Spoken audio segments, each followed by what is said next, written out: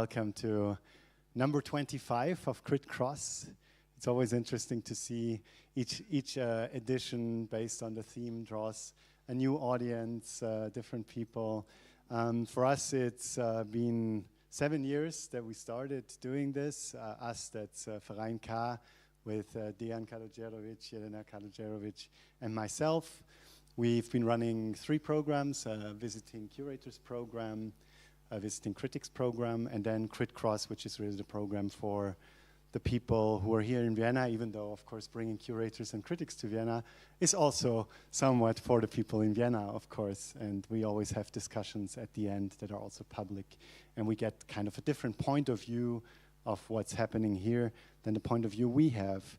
And we've used Crit Cross always as a kind of forum on art criticism since the beginning, but more and more have invited also people who were doing more than traditional art criticism, who were doing social criticism, who were trying to move things for once in the American South, trying to create a kind of voice for culture there in a kind of difficult environment, for instance, or who are doing feminist criticism with Rosalinda Mello and Nina Schädelmeier.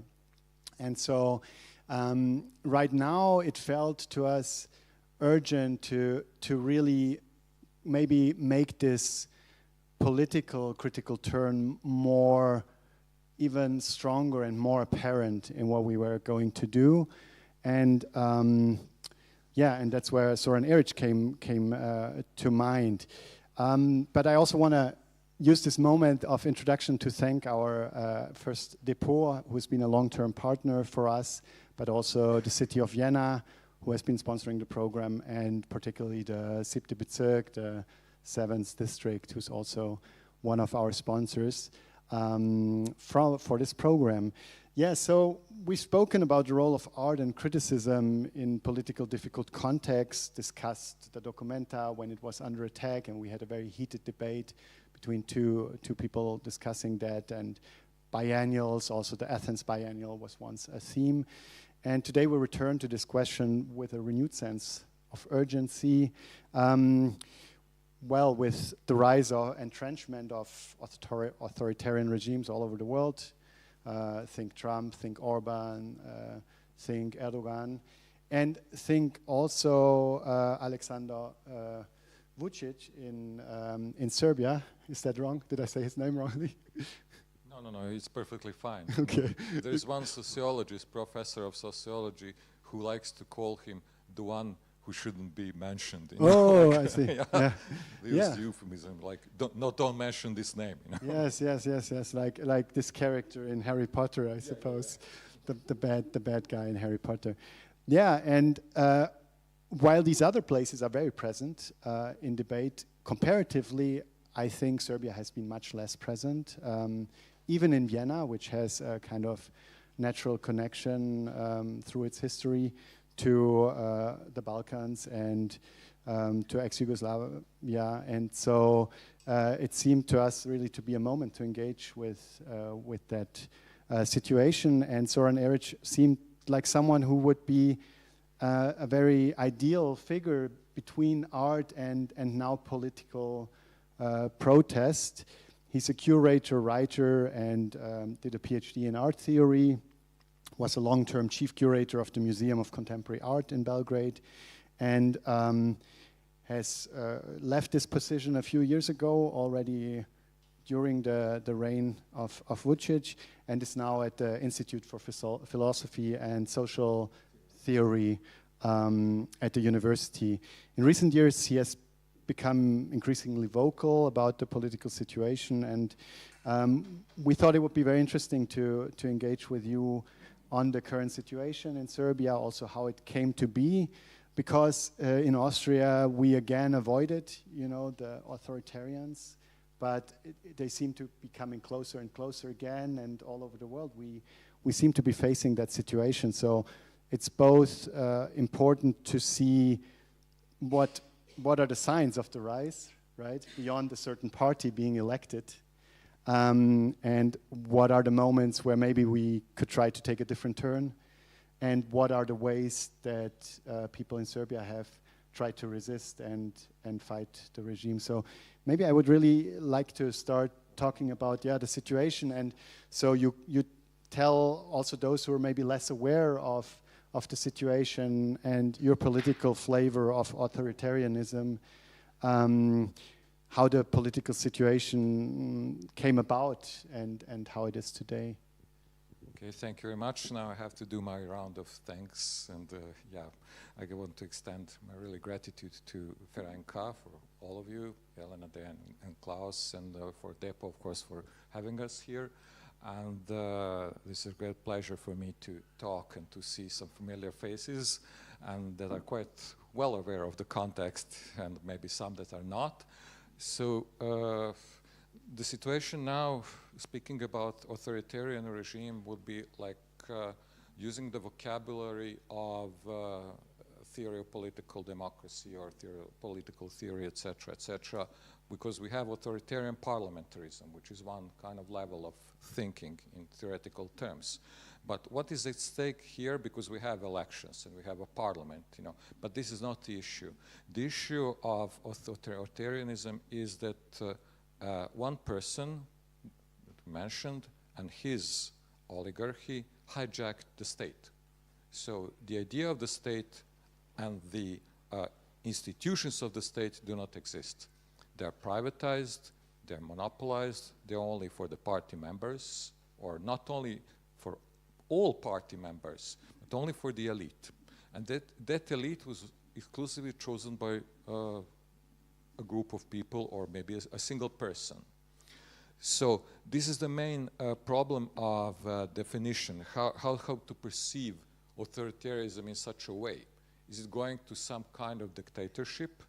Is it going to some kind of tsarism, the idea, like I'm the state, I do everything, because the person in charge, whose name should be mentioned, is using what long time ago I heard a term from Achille Bonito Oliva speaking about Berlusconi regime called telefascista, like using media 24 hours 7 to control with his presence, with the all national coverage that the media he controls have, with only two smaller, let's say, broadcasting networks in different hands, but they don't have this outreach. They're not national, they don't have the national frequency.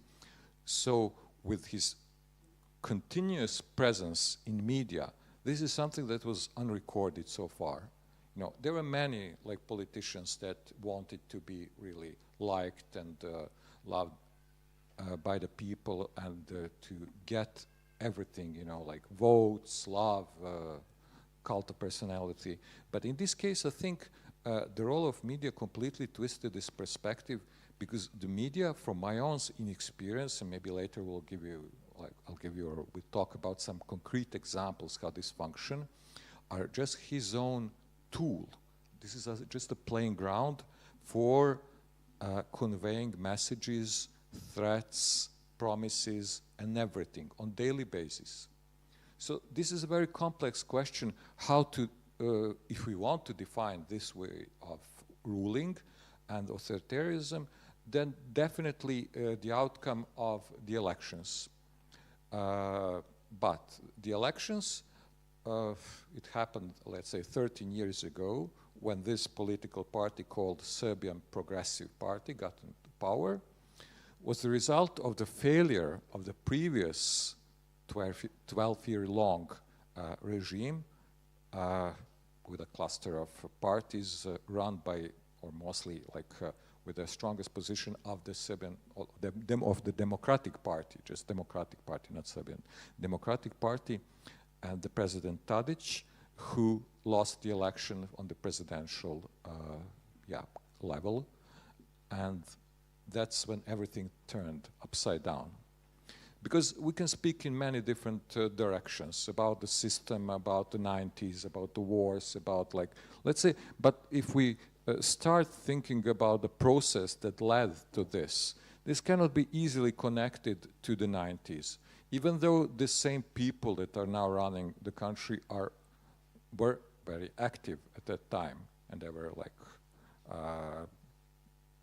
in public speech during all the time this hate speech, and their voices were really radical, as it was the name of the party at that time. This guy belonged to the party of Šešelj, who was in the Hague Tribunal, but not acquitted, not convinced. There was nothing, no explanation what happened. And he's back, and his ideology is still present. So how to answer this question, you know, what happened? You know, there are many possibilities to analyze what happened, because it was clear, to be brutally precise, it was clear that certain groups of citizens that were favoring Democratic Party, an option that was pro-European, got fed up of the corruption and robbery of the Democratic Party members, privatization of factories, inclusion of neoliberal capitalism in any way. When I defined this process, at a certain point I used the term urban feudalism, because it was more going into something that was like, let's say, 2012. And then later on I realized, reading some literature, that Jody Dean or Varoufakis are speaking now about techno-feudalism, about like new feudalism, and thought maybe this makes sense, you know, because we don't have the same level of the game any longer. So, and after this political change, mainly due to the lack of support of the dedicated, not only members, but supporters of Democratic Party, there were many people that went voting with blank votes, voting for no one, wanting to punish President Tadić for not giving them what they expected after 2000, the end of this decade of wars, and all the changes that happened after the deportation of Milosevic or whatever to the Hague Tribunal, etc., etc. So this was a turning point when this regime slowly started to overpower every other political player on the political scene. And slowly the opposition lost any meaning, any role. So now we don't even have oppositional parties, they are just groups of people that gather, let's say, like, yeah, one big wedding with 100 people on their tent, and that's it, you know. I'm kind of joking in a way. But they are they're collecting crumbles, you know, from the table that, yeah, the president is just giving them. They're all part of the same circle.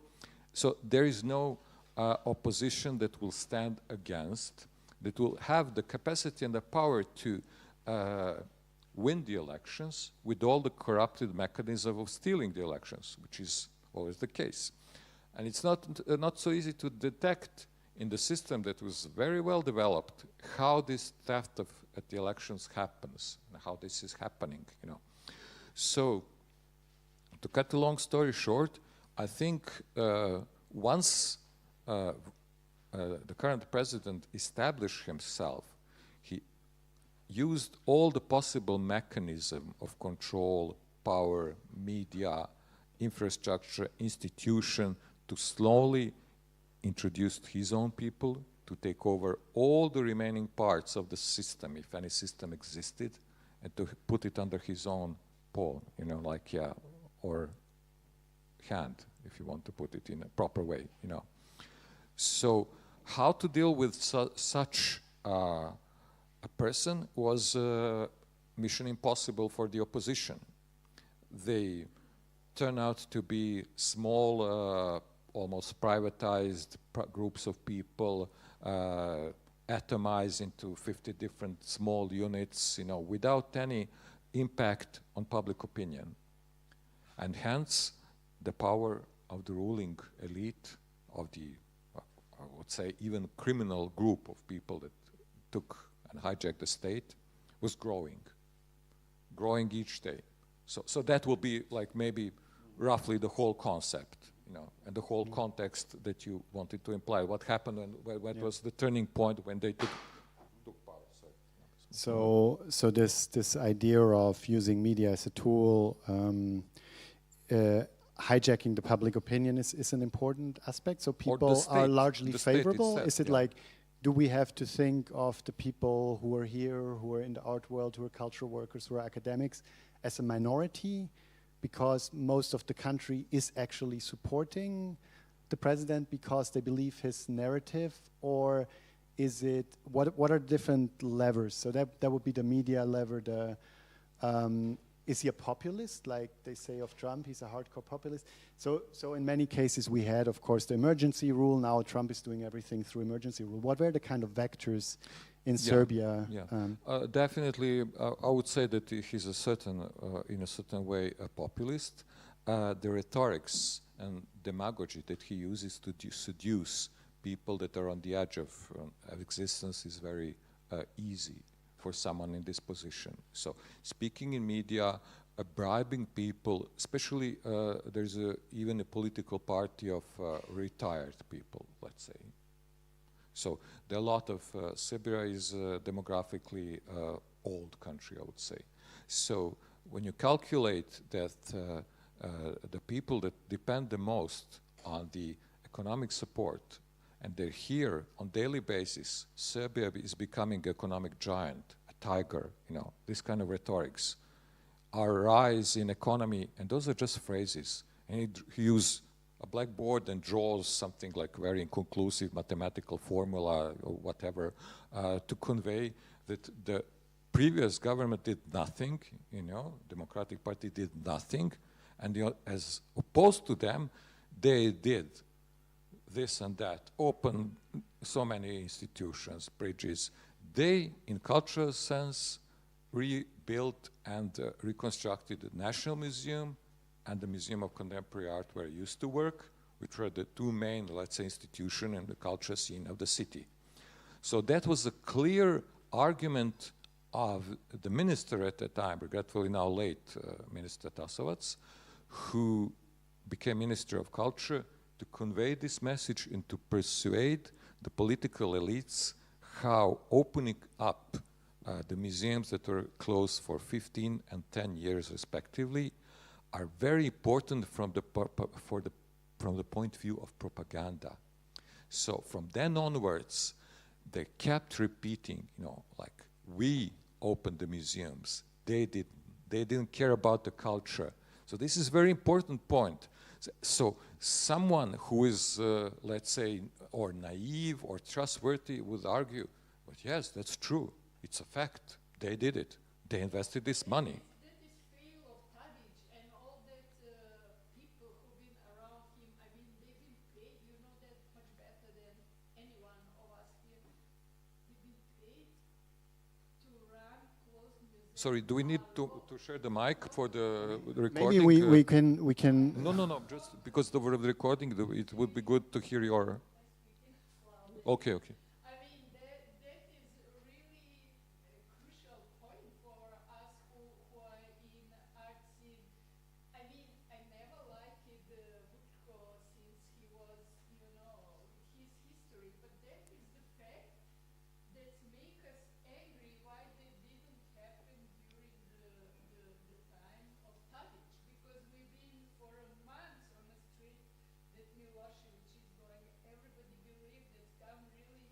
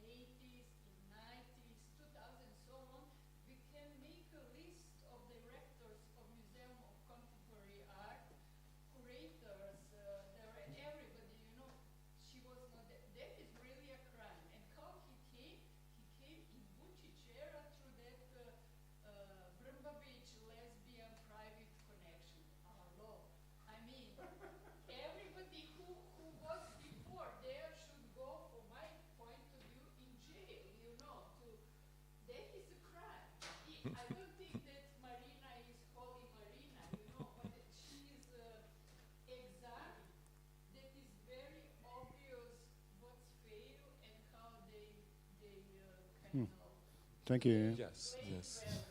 Yeah, Okay, that would be like really perfect case study if we want to go into this direction. But yes, we'll come to that maybe. Yeah, yeah, maybe yeah. if you, Yeah. That kind of cries with Vucic, even if you know who is he and which game he is playing, but being from another side, why all of us are very disappointed. Yes. That's what I said, that Tadic lost the position and lost the elections. There were No, some thank you conditions. for this, for enriching. Yeah, thank you. But for let's enriching go the back to your conversation, question, and we'll return to this topic. I think it's important. Yeah. No, for sure. Yeah. So, I mean, that was, I think, an interesting case. What I need to say is that it's being recorded and streamed. So, if there are people online, if there's long, we should give you the microphone. Unless you don't want to be recorded, then you. No worries. Unless you don't want to be recorded, then just speak without microphone. But that's more housekeeping. Yeah. So. So what we were kind of looking into were so a disappointment with the rulers before, and opening kind of there were some easy low-hanging fruits, one could say, reopening a museum that was closed, giving a retrospective to probably the world's most famous Serbian artist that hadn't been done. So good instincts also probably on the part of Vucic of what people want to see. I mean, even people from maybe a world that's not his closest ally, which is the art world. Do I sum that up correctly? Yeah. Well, that's a very challenging topic. You know, we could speak about this project of retrospective exhibition of Marina Abramović from many different angles. For me, this was a symptom, what I was telling you before. The idea how to use media to brand Serbia. So at that time, the Prime Minister, Ana Brnabić, organized or invited several people, I mean not several, maybe 10 to 15 people that were so-called kind of advisors, their own private advisors for creative industries. So first, what does it mean, creative industry? How creative industry is in theoretical way connected to creative economies? Now I can give a lecture about that, but this is not the idea. They completely misunderstood what creative industries mean, and the national institutions of culture are not their promotional tools. Since reopening of the museum, they became exclusively the promotional tools for political oligarchy. They became their playground. So one of the ideas was to brand Serbia as a new space for digital, let's say, activities. Design hubs, some kind of Mokrin house, this and that. You know, there are a lot of things where there's this digital paradigm being implemented, fostering the startups, supporting them, doing a lot of promotion of creative processes in different fields. But my question is, how does this concept relate to the idea of the museum? This is a very complicated answer, you know. Could you give us an example of like how this, I call it hijacking again, of the museum by the oligarchs or the creative industries plays out? What are the kind of exhibitions that are done? So, I mean, taking over the institutions was part of it. So, I mentioned in the parliament, they all the time emphasized that they did open the museums, which meant for them they are not only the supporters, they are the owners of the public institutions. And that's what I meant by hijacking the whole country and the state in the enhanced institutions. So in the case of Marina Abramović, if this was like a tennis court, they would invite Djokovic to play against Federer or Nadal.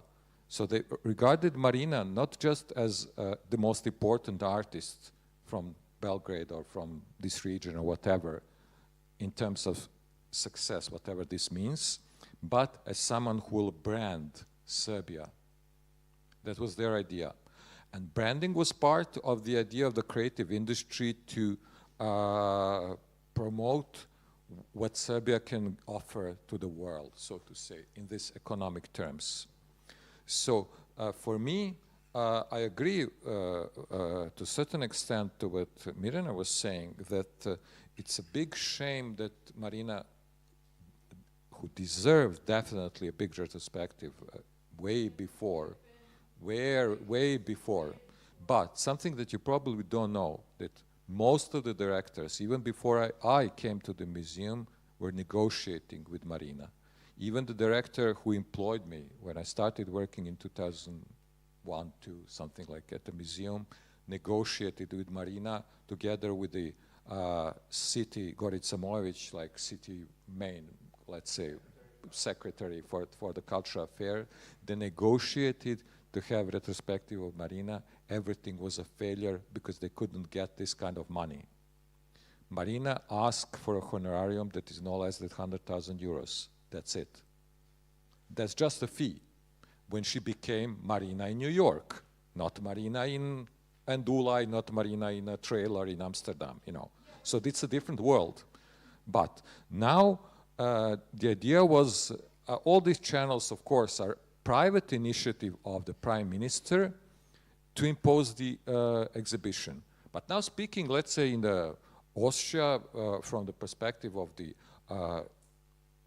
other case study, what we had before was when we reopened the museum, we had a visit from the German ambassador at the time. So Germany was very eager to be the first one to present their cultural or an artistic sphere and the best what they can do in this renovated museum. So the ambassador comes to the director of the museum, acting director, because this is another game, you know, the level of way of keeping people on position of the director on short leash. This is a position of acting director. You're not appointed, you don't have a term for 4 years, but you're just acting, you can be replaced any day. It's a blackmail, continuous blackmail, you have to be obedient. But, and against the law, this term should be maximum 1 year.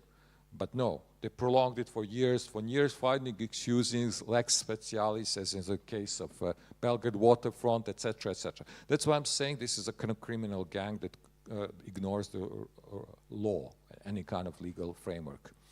And the legal system is working for them. This is the worst case.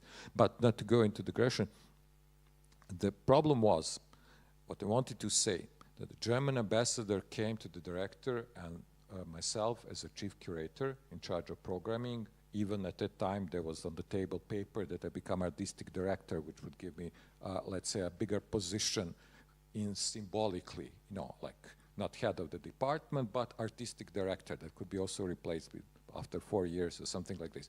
To have the politically appointed manager director and artistic director, who is only dealing with the renting of the museum or this kind of programming, and we had a good collaboration in this way. But what he said, he put on the table exhibition, a touring exhibition organized by Goethe Institute with 300 works of German art, their selection that was touring here and there. I said, okay, listen, I was first at the president's office, so I spoke to the president of the country. Then I went to the prime minister of the country. Now I'm coming to you. We want this exhibition to happen in your museum.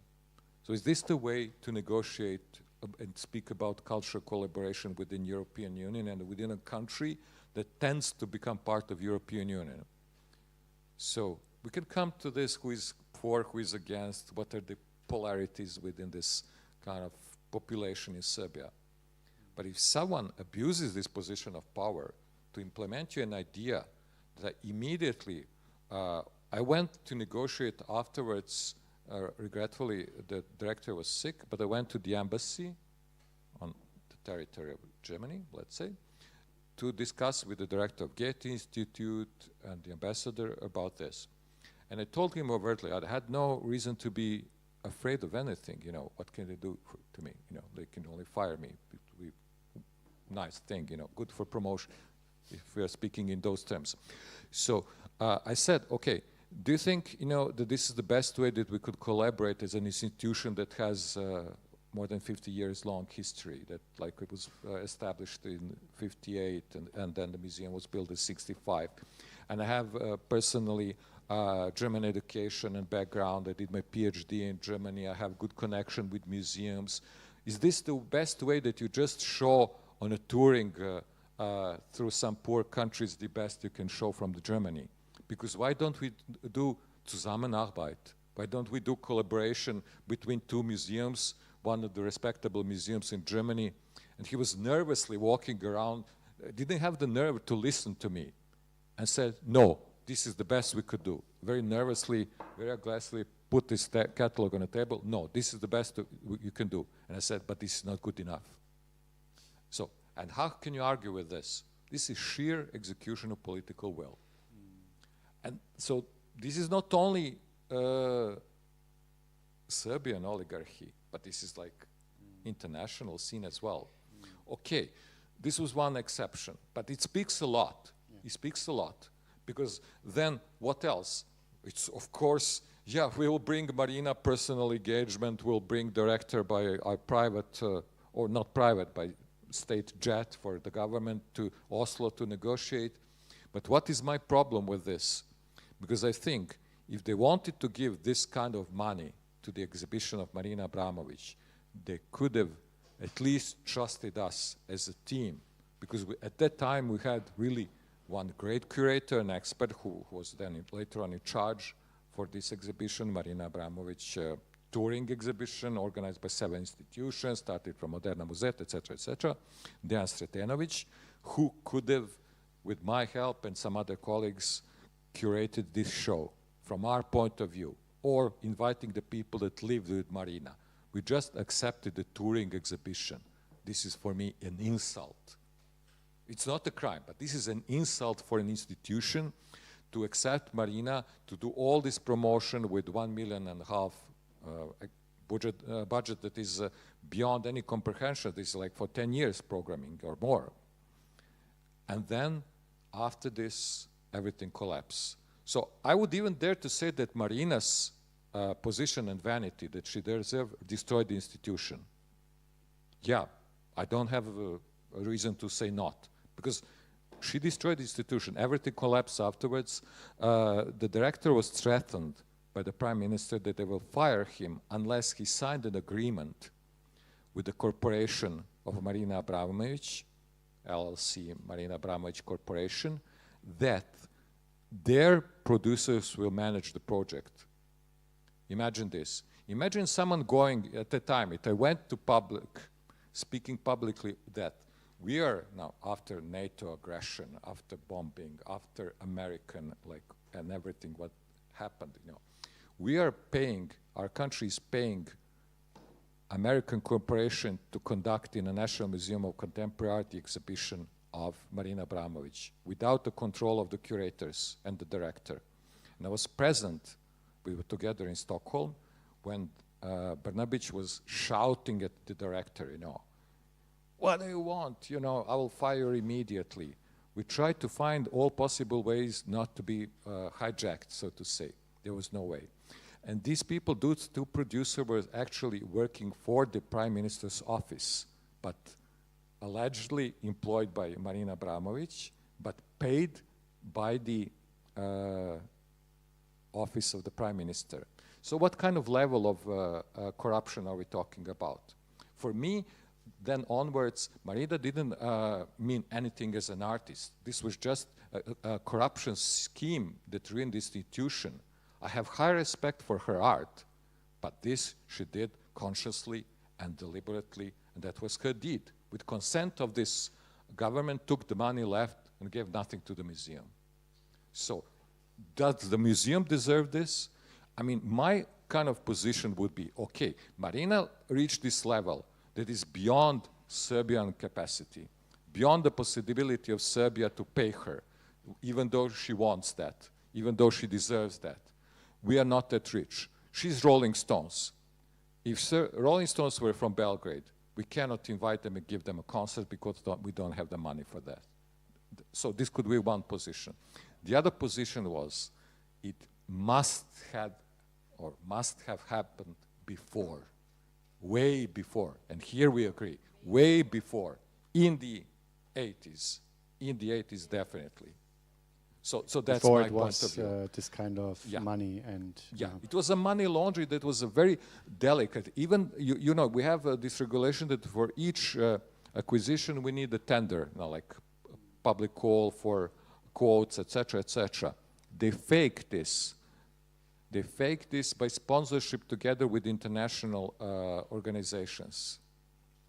So I don't want to mention the names of these international organizations. These organizations destroyed one tender that was important because they gave a sponsorship, allegedly gave sponsorship, and then the tender is, What was kaput, that? so to say. And then the money came from the prime minister to this organization and then came back to the museum. I think it's So good that it's we a had this level kind of But deep dive a maybe little it's bit too, into. too detailed. You know, I think we it's could go good through to the- have one case study of someone that we all know and like is involved in that, and to have a deep dive into the kind of mechanisms, because it gives to me at least a much clearer sense of how things are put together and constructed. But was that the moment when you said it's enough and I'm not working there anymore, or what were key moments for your own position where you said, okay, I can't work in these conditions anymore, it doesn't make sense? Well, that's a personal decision, of course. That will be leading to something like that maybe it's not necessary to discuss here, but most of us realize that this is not the point. Okay, Marina Abramović show was really one of the most visited. There was a big revenue. That's everything they wanted, you know, to have a big revenue.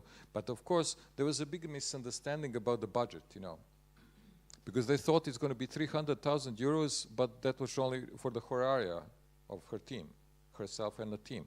And then the budget went to 1.5.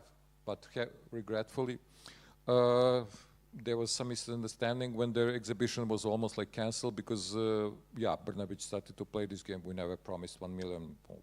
This is too much, you know. We promised 300,000. Something. So it will be like too much information.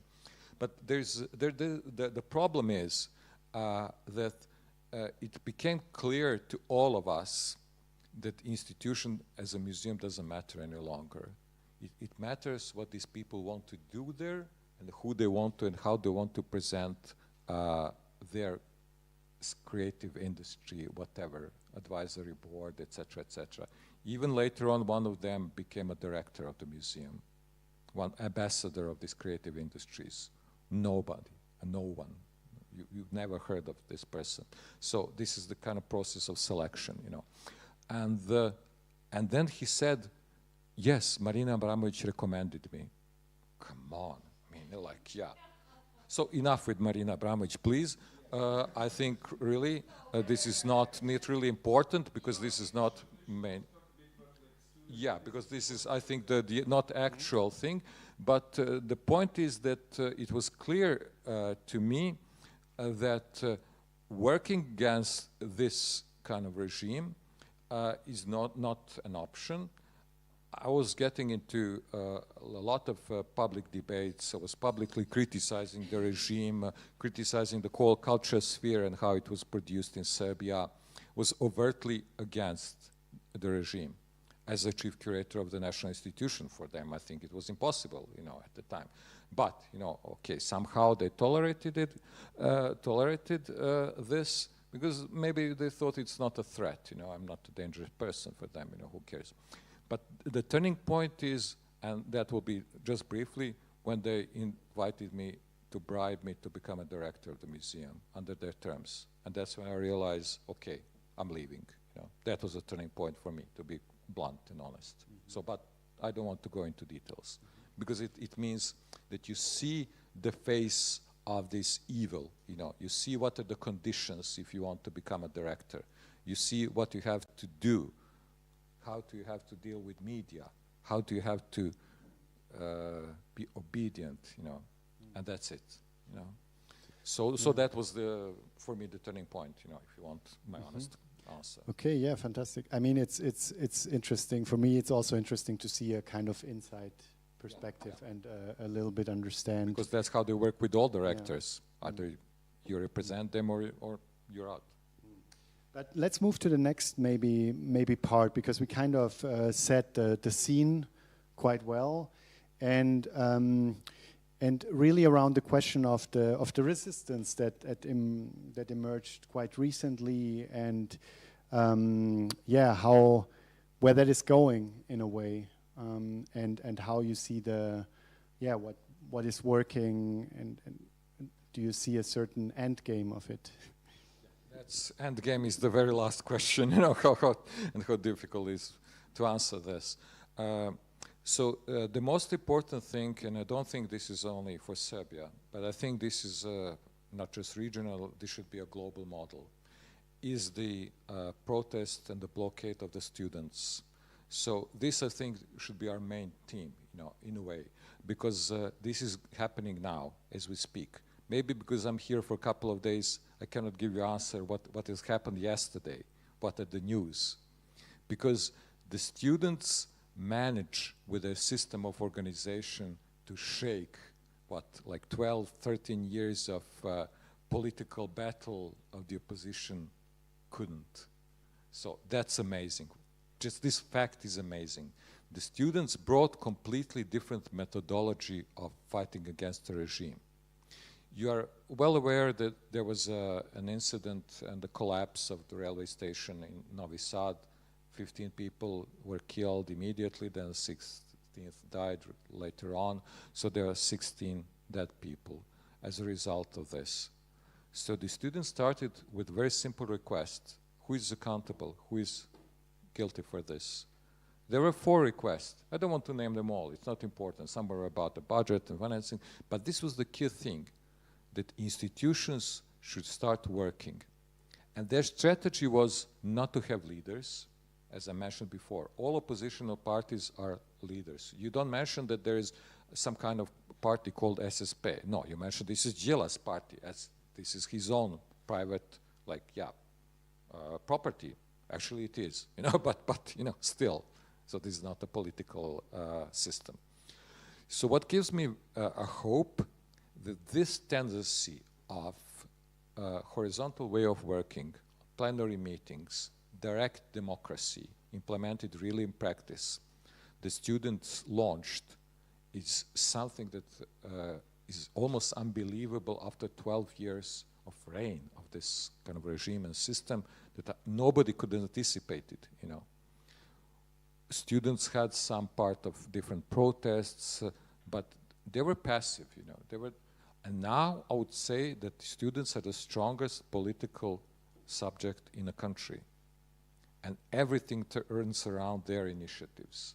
And their initiatives are very creative. It's some kind of para-theater that they're making. They're making very different actions. They are very humorous. They're very provocative. Their slogans, their mimes, everything is almost like choreography, almost like with an artistic touch.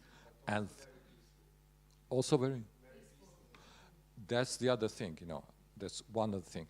The other thing is that they don't want to mention at all the president, because everything turns around president. If they attack president, that president will have all the arguments to claim that students are this and that. They don't want to study. We have our own students. They want to study, and they created their own students. They're not students at all. They're criminals. There's going to be one student. You know, they build up a tent in front of the presidency as a hub. Yeah, Čaci, popularly called Čaci, because someone spelled wrong. Yeah, Đak means pupil, and someone in a high school spelled wrong, not Čak, but with Đak. So this is very difficult to understand, maybe a different language, but to show that these people are illiterate. You know, I don't want to offend anyone, but you know, I mean, this is a mistake for elementary school. You know, still. So this is another important thing. We say, I'm speaking about the students. We say, your voice doesn't matter. Your responsibility, your jurisdiction is not this. You're president, go away. We don't ask you anything. You do your own job, do promotion, do blah, blah, whatever. You know, you do what is within your legally defined mandate in terms of government. Because you're not even leader of the party who is in power, or which is in power.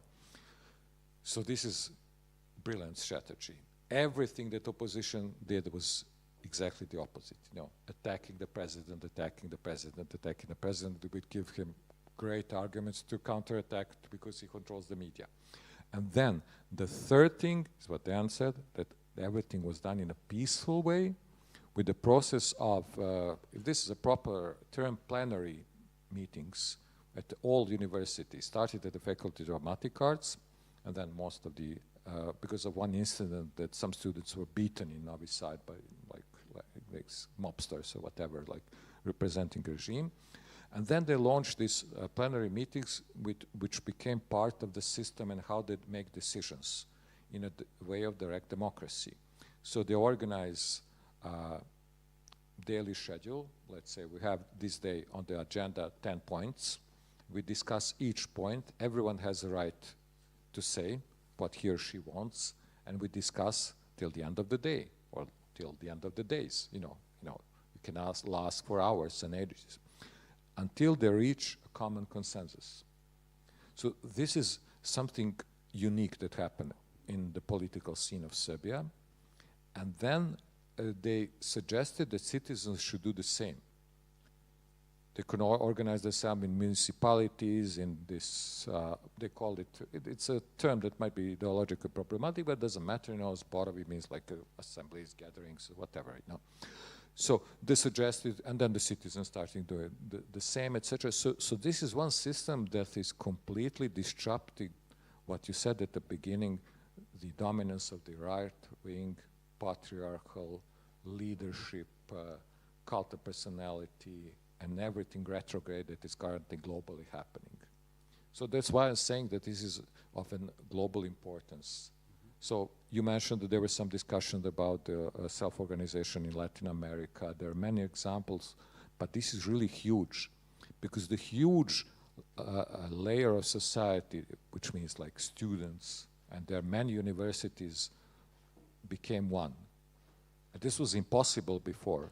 There were like philosophers will be arguing for 10 hours, faculty of medicine will be doing 5 minutes, and then yeah, we fed up, you know, mechanical engineering will make some kind of drawing of the scenario, we'll place protesters here, we'll have security here, etc., etc. So they all have different logistics. But it all came to a common decisions that were very simple. Who is accountable for the death of 16 people? No one was. There were some accusations. There were even ministers that resigned, forced to resign. There were some ministers that were detained and then left, etc., etc. Still nothing happens. The prosecutor doesn't do the job. There's no prosecution. No one is still. And this is, they're insisting on this. So how can you beat this? And then what they did, what the opposition should do, they started walking from one city to another to pass the message throughout Serbia, going to Niš, which is not an easy walk, it's 5 days walk. And you see that the atmosphere and some kind of positive feeling about this attitude of students, because most of them have relatives, family in those small villages throughout Serbia, wherever they're passing, people started to admire what they're doing. Even in contradiction, they were voting for Vučić, I would say, or SNS. And they could still vote, but they support the students. This is a very paradoxical situation. But things could change. Because one good example is when they wanted to change the policy, a programming policy of the national television, that's RTS, radio and television of Serbia, they were blocking it, and I thought this is a good idea to block it for however and how long does it take.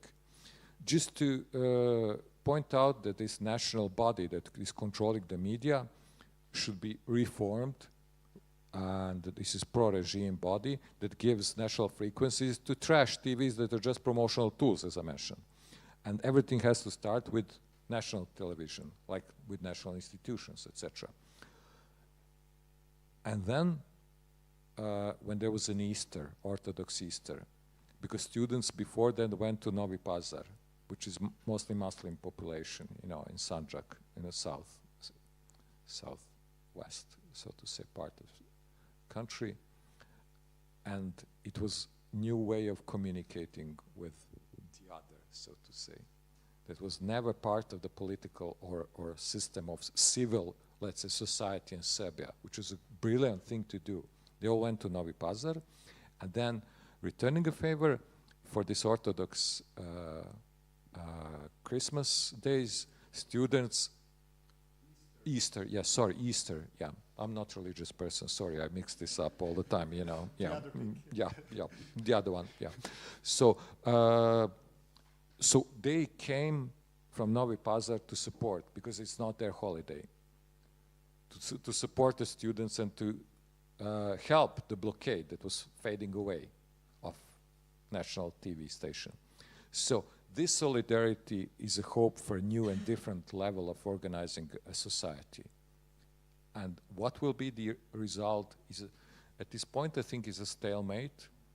There is a new government. It's arguably the worst. If there will always be even worse than this. But you know, there's a new government formed. Parliament is working, so they can say everything is functional. We don't need elections. We don't need anything.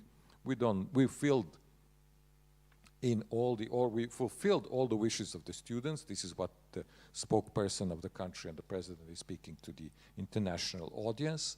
But slowly, the message of the students that had a bike tour to Strasbourg started to change.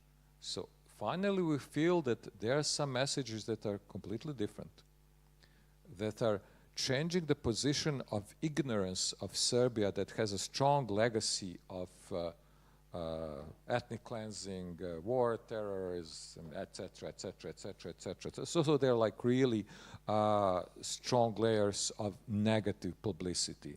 So I think not just in terms of publicity, not to say that I'm expert in this field, but I think this is a good chance to grow a seed of a different society that is, from my position, theoretical, an alternative, not necessarily a democratic, not necessarily a direct democracy, but a new self-organized way of thinking of a society beyond capitalism, because that's my end game, end of capitalism as a system, or feudalism if you want it, you know. Yeah, thank you, Zoran. I think it's a good moment to open up also to questions from the audience. Are there questions or remarks that, yeah?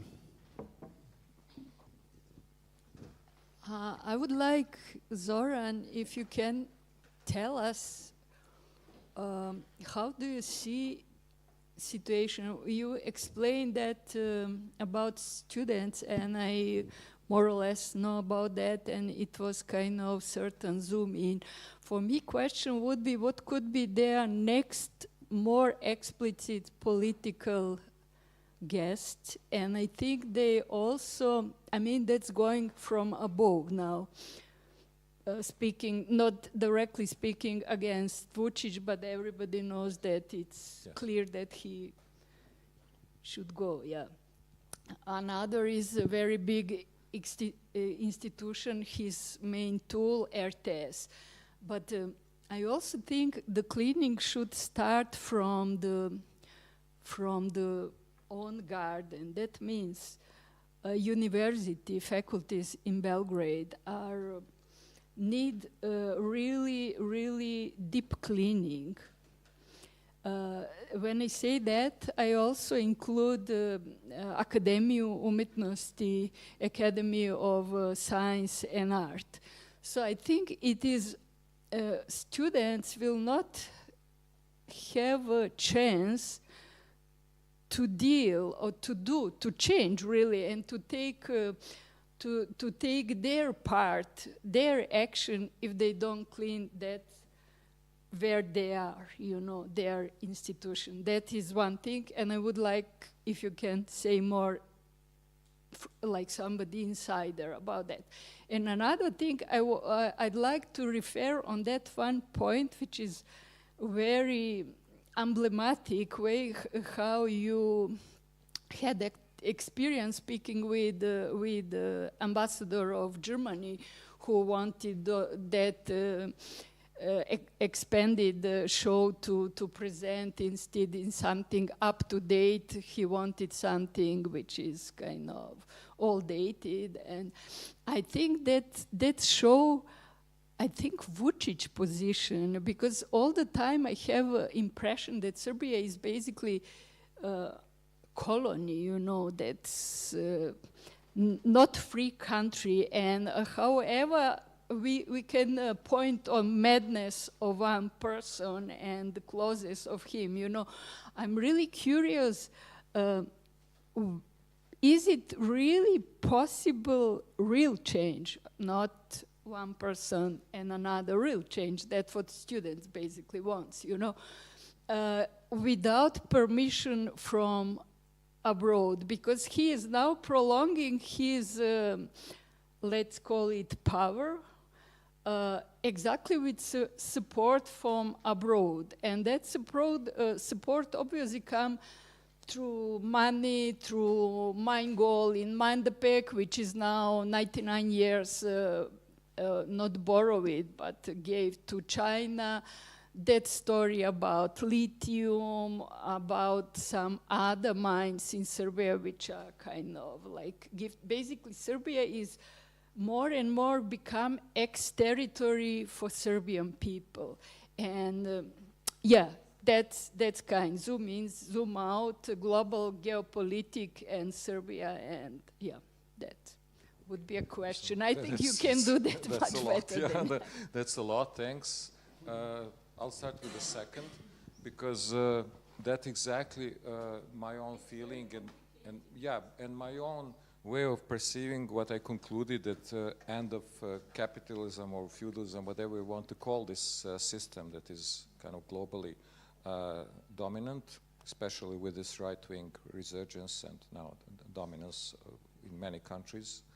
We have it in European Union, you said, Orban or some others as well.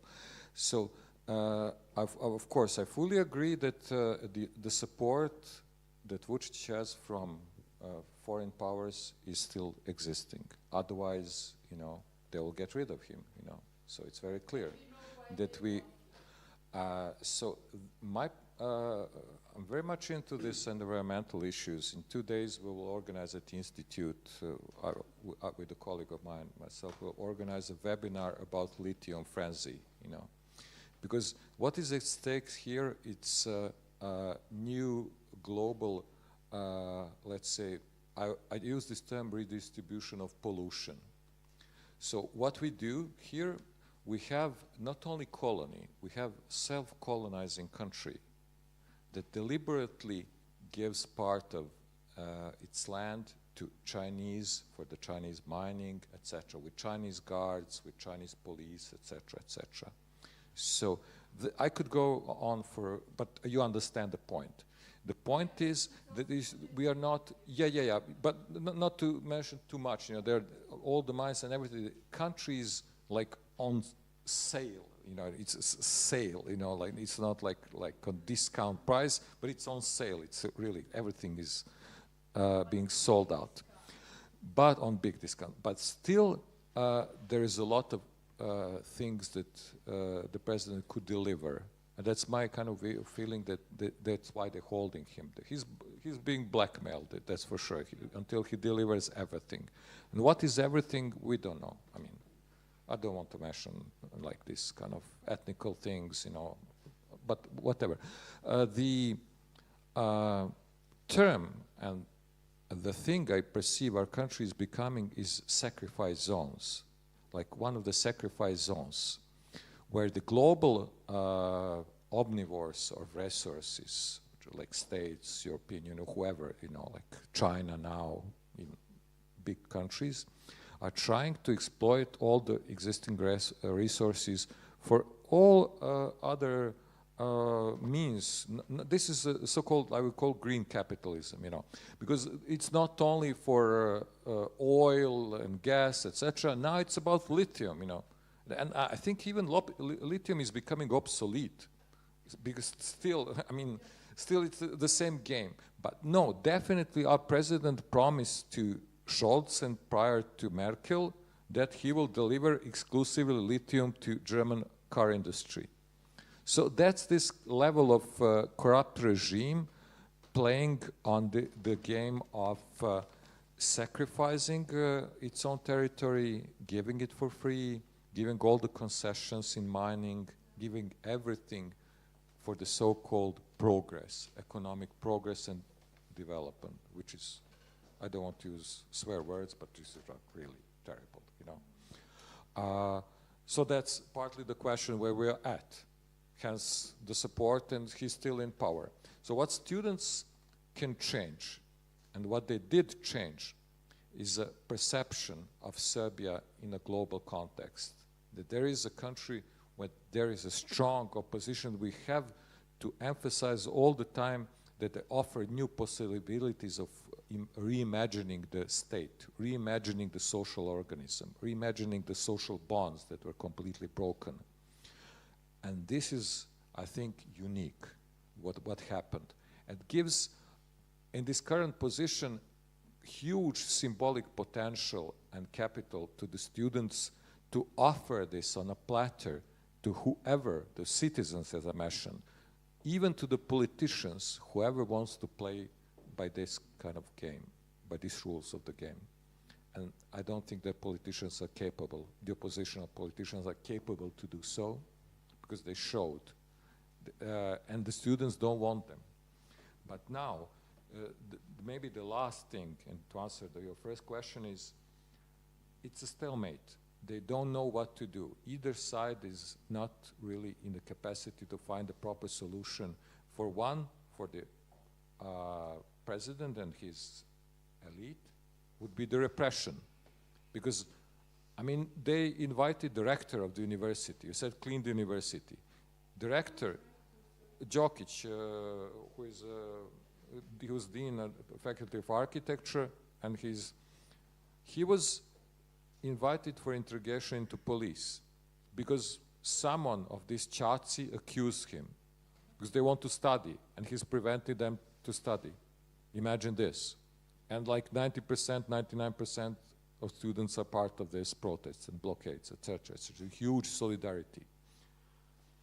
And we all from the Institute are trying to help as much students. A lot of people that are more into political theory than myself are being invited by the students to give talks, to speak about direct democracy, to speak about whatever, about Foucault, about whatever the students want us to speak, you know.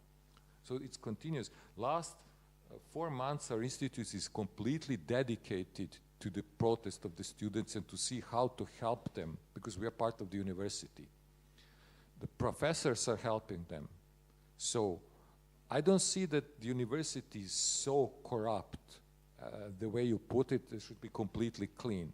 There are some very strong and positive elements that are pro-autonomy of the university. But of course, there is the other toss of the coin, that are very, very much corrupted professors, deans, and even faculties that stop the blockade immediately, etc., etc. So it's a very complicated matter. So what they are now trying to offer is to create a platform for a potential elections where the model will be implemented the way the students do in their plenary meetings. They will gather with their 3 initiatives from 3 different faculties. One is like philosophy, organizational sciences, it doesn't matter, like let's say 3 different units. And then they all have their lists. And they have their reasoning, okay, the list will be not by this political party, that, but we think about culture, who would be the best person to be the cultural minister. We think about, it could be non-party member, it could be whoever. You know, If we think about sports, yes, it could be Dejan Bodiroga. Why not? I mean, I'm just speculating, you know. I don't know. Because he's in this pro-glass group, he's very much supporting students, etc., etc. He's against the regime. So, and not many sportists are. They're mostly supported by the regime, and they support the regime. So, no, for sports. Sorry. First case was like without the name that I mentioned. I said like if there was like a person that they decide, and then I came up with a possible idea who might be, like this was my speculation, the Minister of Sports. You know, I was just naming different ministries. There's a principle of organizing a list for the possible and potential elections. If this could be a good solution or not, I'm not convinced. I think that my position would be that the elections cannot be won, because this is a master of the game to steal, to fake all the elections. Not any kind of compromise, not transitionary government. We need complete, as you said yourself, we need complete reset of the whole system. And that's the only way that the institutions start working functionally. Institutions are not the director of the institution. Who cares? Institutions are concepts, ideas, people that are implementing them, people that have these ideas.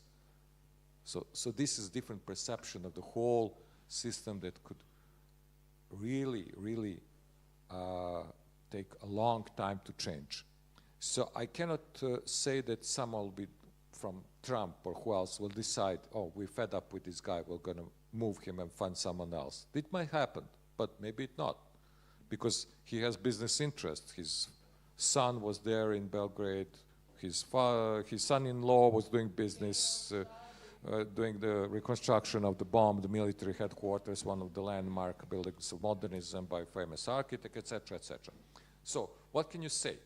It's really non-predictable situation, and I still believe that the process that the students started should bear fruit in this way of establishing society, not compromising it, going to some list, some kind of candidates, elections, etc. We should erase the memory of the existence of this criminal oligarchy, criminal regime, their deeds, and there should be prosecuted. They're part of it. They're part of it because they come from the 90s. That 30 years, it's the same, more or less the same thing, Sorry, there was a question there.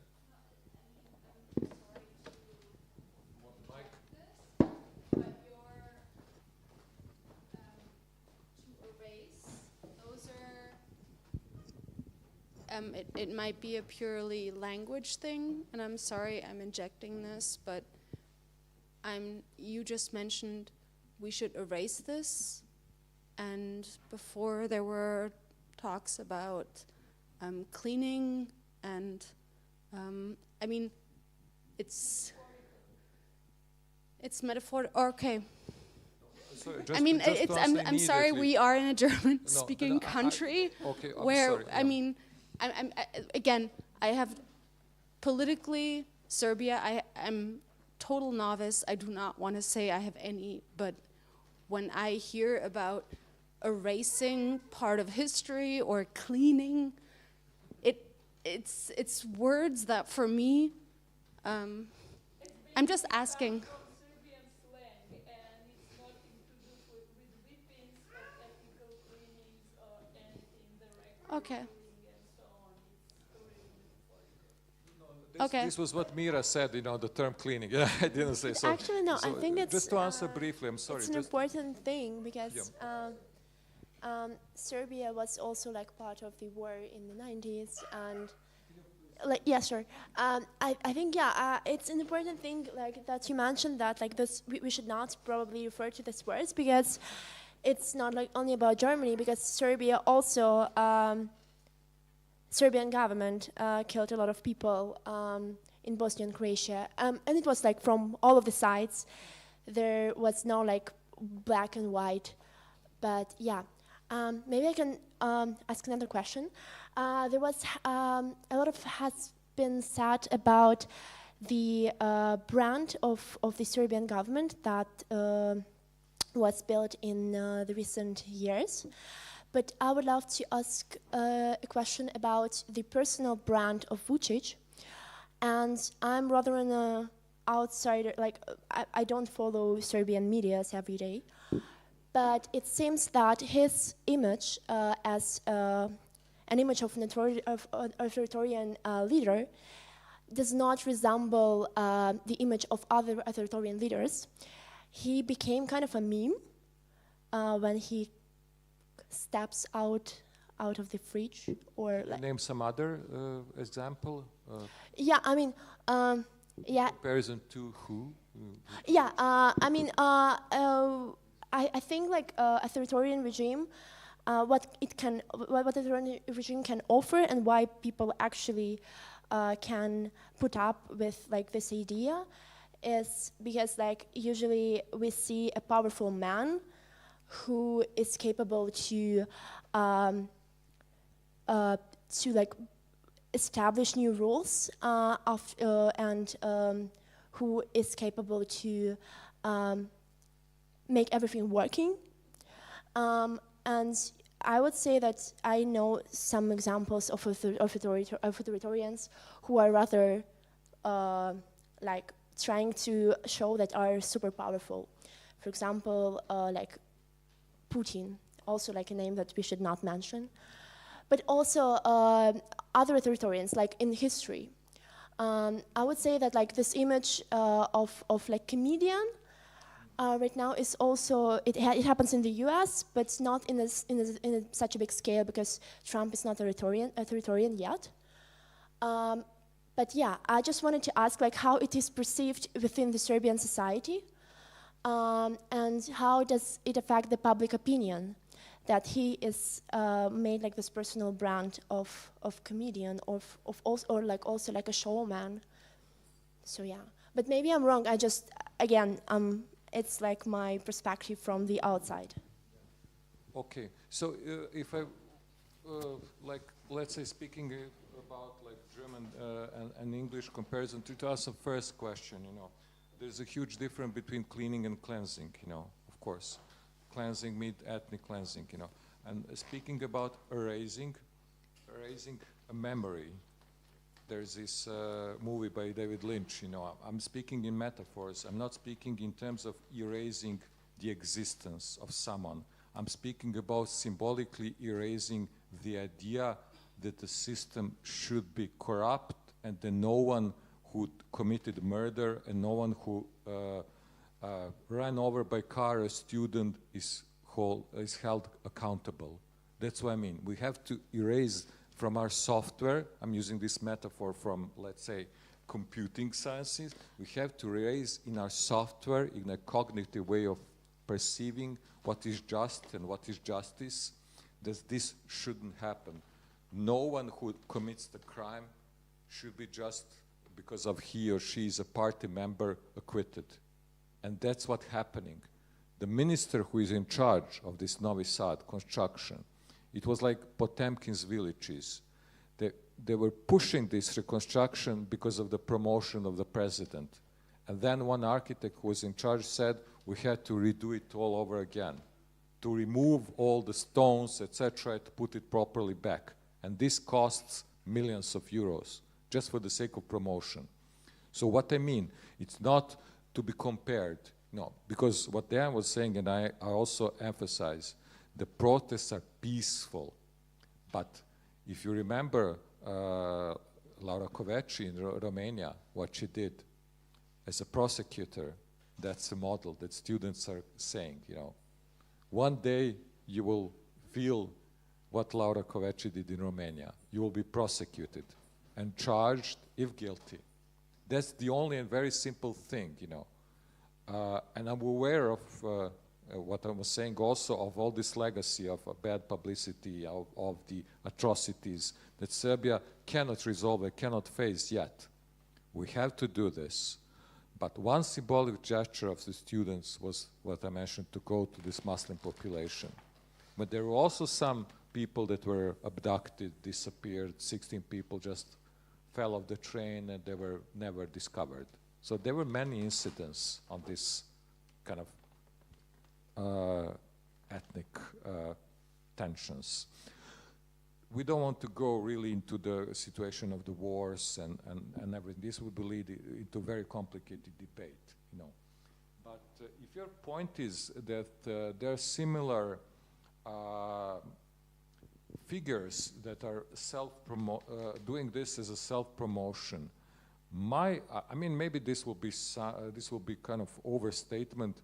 My idea, did you use a word like acting like a clown, like for president of Serbia, like acting like, I think he's more trying to be pathetic, dramatic, melodramatic, to convey the message that he concerns, that he's a father of the nation and that everyone should listen to him. I would use for some other politicians the term comedian, you know. Maybe even Zelensky is a comedian, you know, because he's an actor, you know. I think, you know, why not? Because, I mean, some parts of his acts are like comedian. Not saying in a negative context. It can be good or bad, but as an actor, maybe he has this attitude, you know, maybe he has this kind of possibility to do. But no, this guy is, I won't be characterizing his personality. This guy is capable of such transformations when he addresses Serbian citizens, Serbian rural areas, Serbian urban areas, Serbian academy, Serbian this and that, and foreign media, foreign investors, where he's sweet and polite, sweet talking, completely like obedient, like, yeah, and bragging in public space and in media how he spent with the Chinese minister for something, for economy, 4 hours in the room, and he said, I won't leave this room until you give us help, support. We need your help and support. And this Chinese guy was laughing, what's this guy about? So this is not really, this is a very serious game of chess. And behind this strategy, behind his promotional activities and the levels of his persona is being presented in public, stays one huge agency for PR from one country, from Israel, for years. And now, since they left him, maybe to deal with Netanyahu, who knows, they left him. A couple of months ago, he's lost the compass. And now his speech in media is completely schizophrenic, you know. He doesn't know where to go. He's lost the guidance. His acting is not longer the same and not convincing. Maybe because of the pressure of the students, because he doesn't know how to sort this problem. If he uses power, if he uses instruments of power, the police, who I would name just simply, not to be too long, you know, one case, a good colleague of mine, a friend of mine, an activist protecting a bridge that was to be destroyed, was detained 48 hours in police because he disrupted public order, whatever. They find always a solution to detain you. And he's an artist and a writer, and winner of a very important prize for literature. We met recently, we spoke. I said, no, police did nothing to me. They said, guy, I'm sorry for this. We are for you. We are for students. But our family existence is depending on a job. And this might be the case. If there is an instrument of power that defects, that tries to fight this regime and stands aligned with the students, it might be the only solution. This is answering also your question, you know. And I don't know if I fully answered and understood your question. Sorry if you want to add something. But I'm speaking about a person that is very manipulative. Very manipulative, not only in media, but even in personal communication. Maybe one or two more questions, yeah? You say when it's enough. Yeah, thank you, if I may. Yeah, thank you for this very interesting talk. I have one question about something you said about the students and them hiking through Serbia and through these small villages, and I'm really curious about this relationship between students and maybe people who even voted for Vučić or will maybe vote for him again, because I find it interesting in terms of strategy, because I think it's a very common thing that, I don't know, that protesters maybe look down on the people that voted for someone that they are now opposing, and it's not very common that there are alliances and that there is exchange, and that and I'm just wondering how does it work? Why are they not arrogant and despising the voters of Vučić? Because because they might be their fathers, grandfathers. Of course, but still, I mean, I think that would be, that's like. Yeah, eben. But I think that would be the case here. But I think that's the case here. Like, many leftists despise the FPÖ voters, and they are not really engaging in discussions. And because also it's a normative thing that you don't, that you maybe don't even, maybe you talk to people personally, but like openly there's no, like, not so much discourse. And I find it interesting that there seems to be like really a lot of generosity and trust. I'm just wondering how it came about. This is really a phenomena that has to be analyzed from many different disciplines. First of all, the students never took a political standpoint. You know, that we are pro, we are contra. We are for institutions functioning. We are for finding people that are guilty. You know, we don't want to meddle with this local mud of the political games. We don't want anyone. They even invited some people that were part, not of the political organization, but part of the group of intellectuals called Proglas, and one of the actors and directors, movie directors. And then the plenum said, why did you invite them? Why do you invite this guy? We don't want this guy. You know, they publicly rejected even public figures. So it's a very complicated matter how they managed to get so much attention and affection from the population. Because as old people say, there are kids, you know. They're mostly our kids, grandkids, etc., etc. And they're acting peacefully. They have very, very, as I mentioned, interesting way of organization and choreography and controlling possible clashes or attacks. They were on 15th of March, there was the huge rally, I think the biggest rally ever recorded. The estimation is maybe 300,000 or maybe even 500, 500,000 people, but you know, that's not so important, it was huge. During the 16 minutes of silence, there was a use of some kind of sonic weapon that ran through the mass crowd, but were standing silent. Who used it? Police denies, Ministry of Police denies that we had even acquired these weapons. Then later on was discovered that it exists, but the police didn't use it. But then who used it? So there are a lot of speculations. There were many institutions that, like Earshot, international NGO dealing with this sound. There were many people that ended at the hospitals because of the side effects. This is like an airplane jet flying 10 meters from you, you know, like cutting through this crowd. So it's terrible, you know. So if they're capable of doing this, if they're capable of beating and running over by car, as I mentioned, students, what can students do? They can do only peaceful, but not in a Gandhian way, only peaceful and joyful way of presenting their energy, which is positive for the better of the society. And then, at the end, it doesn't matter who voted for who. If people change their minds, if they reset, not to... You should also put in the context the apathy of like the majority of people in Serbia that was there for many, many years because people lost trust in politicians. It's a lot of aggression.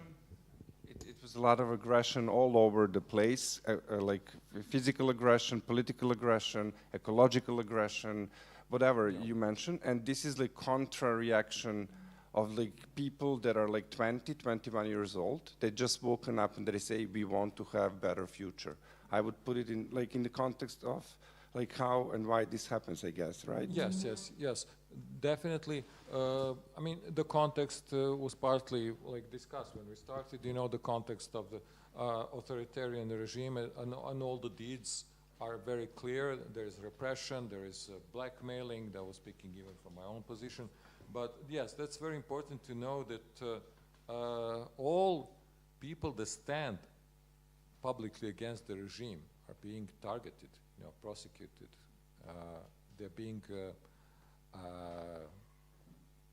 really, we use this word satanized, you know, like really kind of completely, yeah, demonized, yes, demonized, sorry.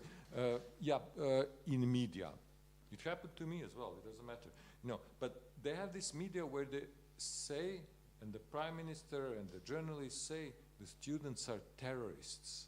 So when you listen to this kind of rhetorics, what else can you do but to say that we have to somehow forget who voted for this party, who voted for that. That doesn't mean that there will be no let's say accusations, that there will be no sentences. Who deserves to go to jail will have to go to jail if the system would function. But the affection the students got from the population is because they started spreading not this like 68 spirit, but spreading new generation spirit of hope for the better society and the reason to live in a country where they were born and where they want to stay. And not to just find the easy solution because, yeah, they can easily get a degree in Harvard and go there, you know. No, they want to live this experience. Not all of them, of course, but that's the agenda. That's the kind of point. Most of them are saying this in, that's like kind of their rhetorics in public. We want to create. Who wants to live? Of course, they will live. It doesn't matter. That's fine as well. But we want to create the conditions, to put it in a precise way, for the ones that would like to stay in this country to have a decent way of living, a hope, what you were mentioning. And justice. And justice, of course. Justice was the first question, to be accountable for your deeds. And that's very simple, but it's very complicated when it comes to the political arena, you know. Okay, I would say we wrap it up. Maybe you can keep discussing. It's interesting to say about media because students now they have N1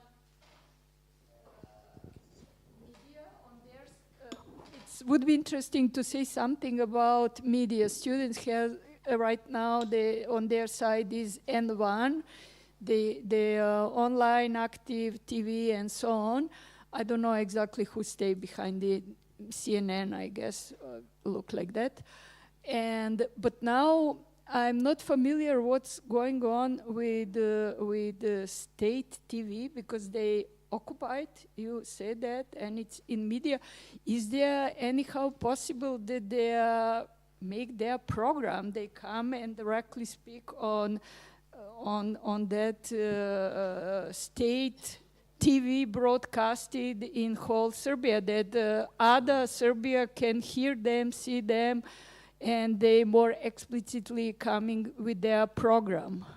Yeah, that would be very difficult. The blockade of radio television ended recently because the government promised to fulfill one of their fourth, there was the fifth demand, to requests and demands to create new, REM is the regulatory system for broadcasting, to create new board, a completely new board that will, that will regulate not just national TV, but give national frequencies or take from, like televisions that are only promoting the president, etc., and putting some trash programming, etc., etc. So this has to be regulated in a system. So they're opting for the systematic rejuvenation, or how should I say, a healing of the system.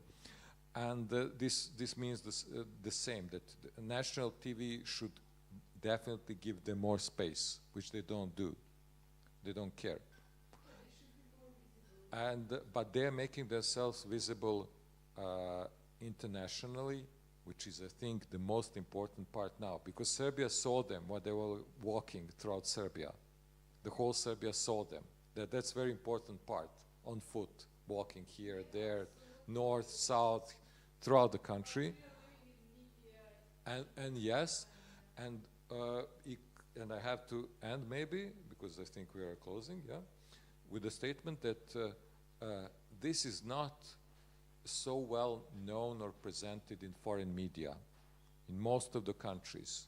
And this is one of our efforts in the Institute through our extensive networks of intellectuals from, I don't know, from the board members, Balibar, Chomsky, Fukuyama, you name it, Judith Butler, etc., to pass on the message to the intellectual community globally that they should really care. Of course, they should watch what was happening in Georgia, what was happening here and there, but there is something happening very unique and very autochthonous, very kind of grassroots, and they should really pay attention to this, which was not the case so far. Maybe in the last month it changed a bit, but there is certain level of ignorance to the student protests in many global media, especially in the States. But this is the key point, where might the pressure from the foreign media, from the turn out the whole situation in favor of a potential system. I don't want to like to use democracy because, you know, it's very problematic. We can discuss theoretically about it. This is not theoretical debate. But change, let's say, the system for the better, to put it in a simple way. And that's the end of it, you know. We lack this recognition that this is really important, that is happening, and not just for Serbia, but moreover for the region and broader. And that's,